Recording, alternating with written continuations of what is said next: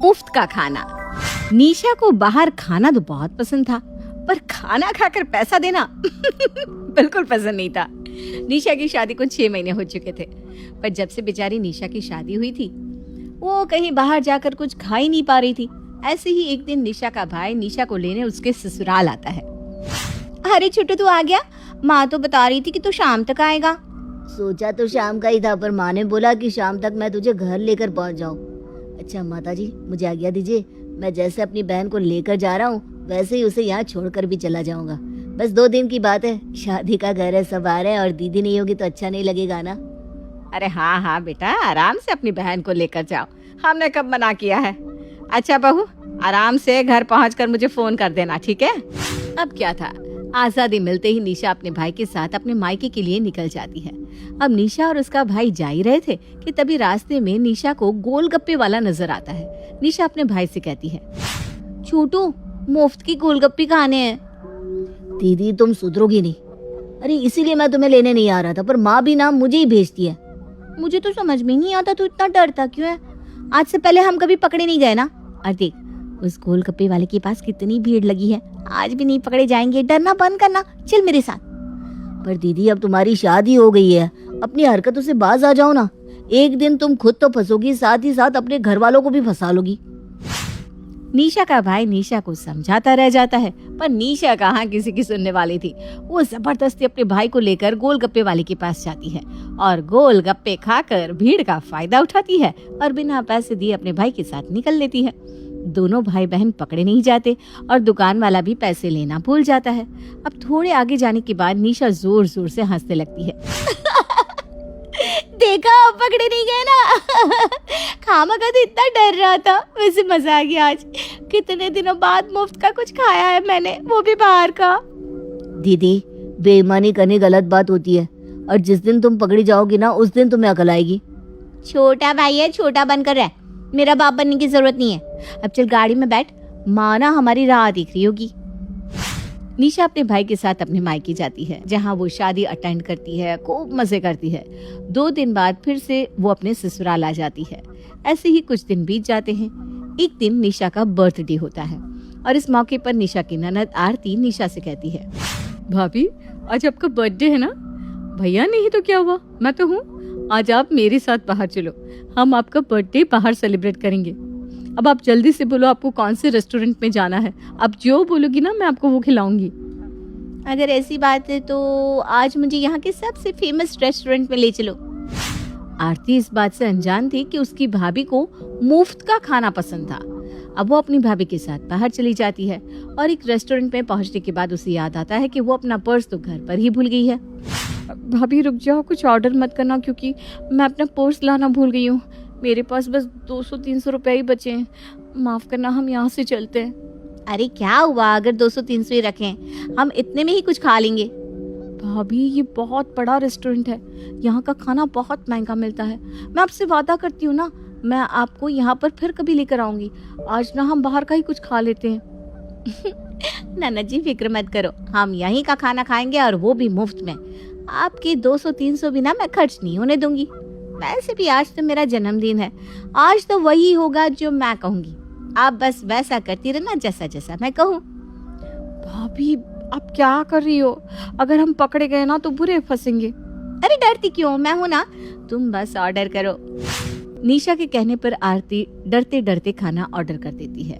अब दोनों ननद भाभी पेट भर के खाना खाती है और खाना खाने के बाद एक बार फिर आरती के पसीने छूटने लगते हैं। अरे आरती, अगर ऐसे हम डरने लगे ना तो हम पकड़े जाएंगी। अच्छा सुनो, अब मैं ना कुछ मीठे में ऑर्डर कर रही हूँ और इसमें अपने बाल का एक टुकड़ा डाल दूंगी। वेटर और यहाँ के मैनेजर से हम कहेंगे कि हमारे खाने में बाल निकला है, फिर देखना कैसे हमें फ्री सर्विस मिलती है। निशा बिल्कुल वैसा ही करती है। वो खाने में कुछ मीठा मंगवाती है और उसमें अपना खुद का बाल तोड़कर डाल देती है और वेटर पर चिल्लाने लगती है, आपकी होटल की कितनी घटिया सर्विस है, मेरे खाने में बाल निकला है। अगर मैं यहाँ गंदा खाना खाऊंगी तो क्या मैं बीमार नहीं पड़ जाऊंगी?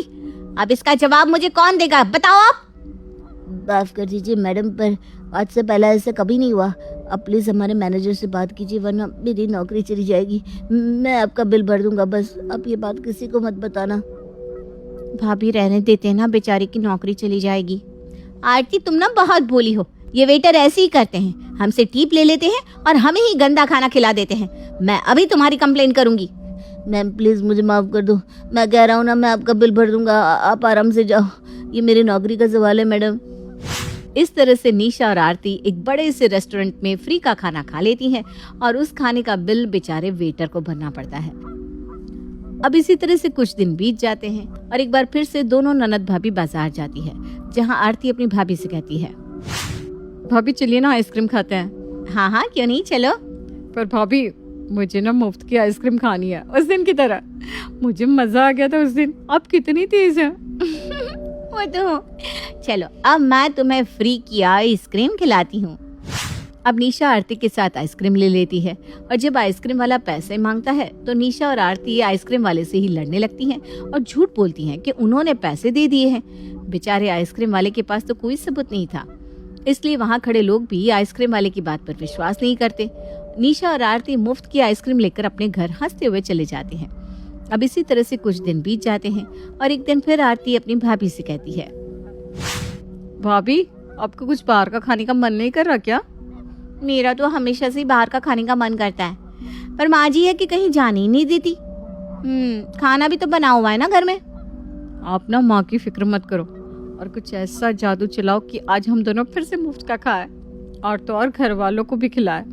फिर तो आज बड़ी चाल चलनी पड़ेगी। चलो किसी ढाबे पर चलते हैं। एक बार फिर निशा और आरती एक रेस्टोरेंट में चले जाती हैं, जहां हर बार की तरह इस बार भी निशा कोई चालाकी करने की सोचती है।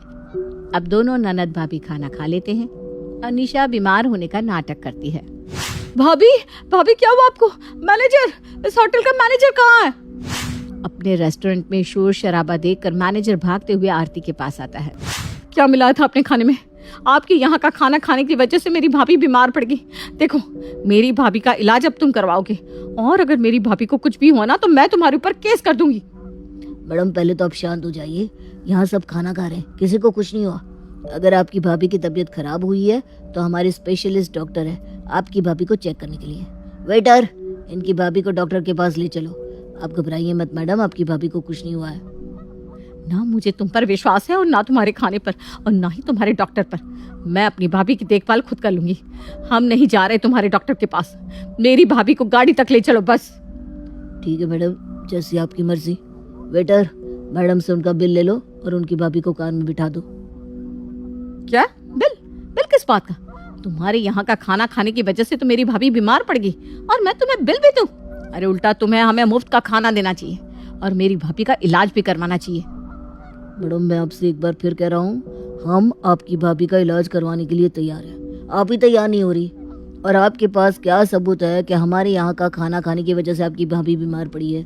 अगर आप इसी तरह से हंगामा करके मेरे रेस्टोरेंट की बदनामी करेंगे तो मैं आपके ऊपर केस कर दूंगा। होटल का मैनेजर तो बहुत तेज था। उसे अपने स्टाफ और शेफ पर पूरा भरोसा था और तो और वो सीसीटीवी फुटेज भी देखता है और आरती को भी दिखाता है जिसमें सब कुछ नॉर्मल था। जिसके बाद आरती और निशा का प्लान काम नहीं करता और उन दोनों को बिल चुकाना पड़ता है। बिल भरने के बाद आरती और निशा घर पहुंचते हैं, जहां आरती अपनी भाभी से कहती है, भाभी आपकी ये चाल तो कामयाब नहीं हुई। आपकी वजह से आज मैं फंसते फंसते बची हूँ। बोल तो तुम ऐसे रही हो जैसे कि तुम अकेले फंसती। खैर इस बारे में किसी को पता नहीं चलना चाहिए और अब से ना मुफ्त का खाना हम ठेले पर ही खा लेंगे। रेस्टोरेंट जाने की जरूरत नहीं है। वो तो अच्छा है कि जेब में पैसे थे जो हमने भर दिए, वरना हमारी इंसल्ट भी होती और घर में सबको पता भी चल जाता। उस दिन निशा और आरती को सबक मिल जाता है, जिसके बाद दोनों ननद भाभी मुफ्त का खाना छोड़ देती हैं।